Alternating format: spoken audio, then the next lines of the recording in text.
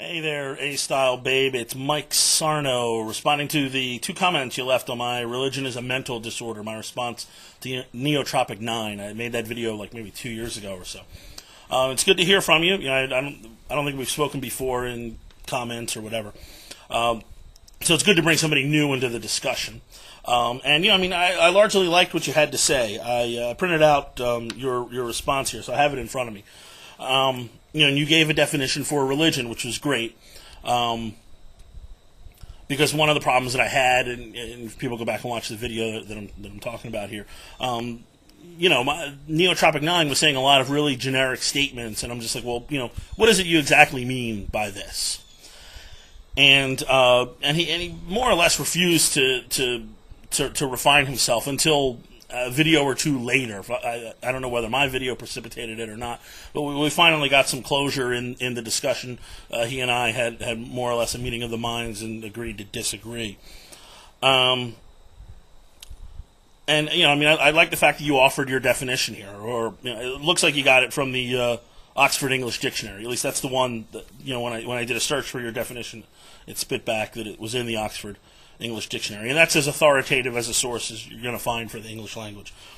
So, I'm not quibbling with the definition. The only thing I would say is I would point out that there were 3 definitions in OED about religion. You picked number 1. I think number 2 is also appropriate to our discussion, and number 3 was more metaphorical, so I could see why you wouldn't want to include that.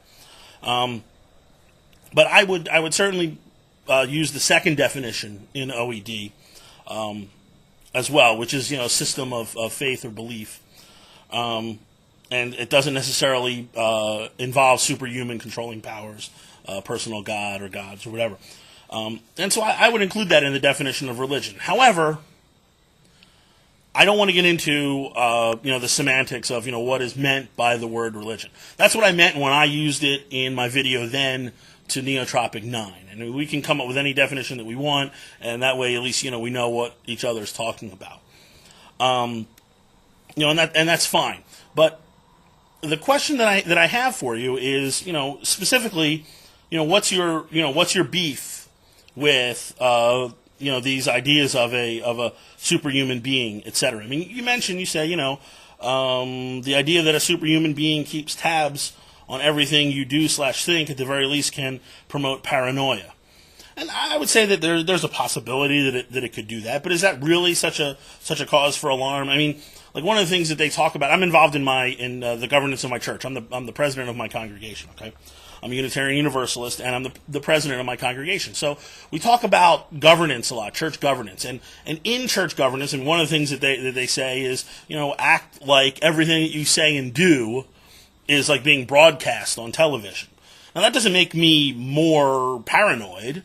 It makes me more ethical. So might that not be a result of, imagining this superhuman being, watching your every move? Might that not be what occurs more often than paranoia? That'd be one question that that I'd really like to hear your thoughts on. And then like I said, if you're going to go with your definition of religion, then you're saying, you say here that it can be argued that Buddhism's not really a religion, etc. And there are a lot of people who consider Buddhism to be a religion, a lot of practitioners of Buddhism. And then other things too that don't have to do with the supernatural. So, I think when you make those statements, religion's a dangerous idea, it has the potential to create or worsen mental disorder. Like somebody like a religious humanist is gonna have a problem with that. So again, that's why I would like to see you define what the specific problem is. And that way we can move beyond that, and then anybody else who's watching, the videos or reading the comments or whatever isn't going to get confused or sucked into some argument that we're really not having. Because I guess from what you wrote, maybe you don't have a problem with Buddhism. Again, I'm not really sure, because it's not all that clear. I mean, would you have a problem with a religious humanist? Would you have a problem with like a belief system somewhat like mine, Unitarian Universalist, who believes that most of the scripture is metaphor and such like that, and it's to address the God within rather than the God without.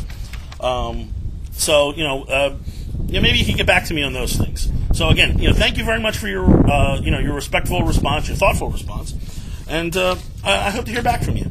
Peace.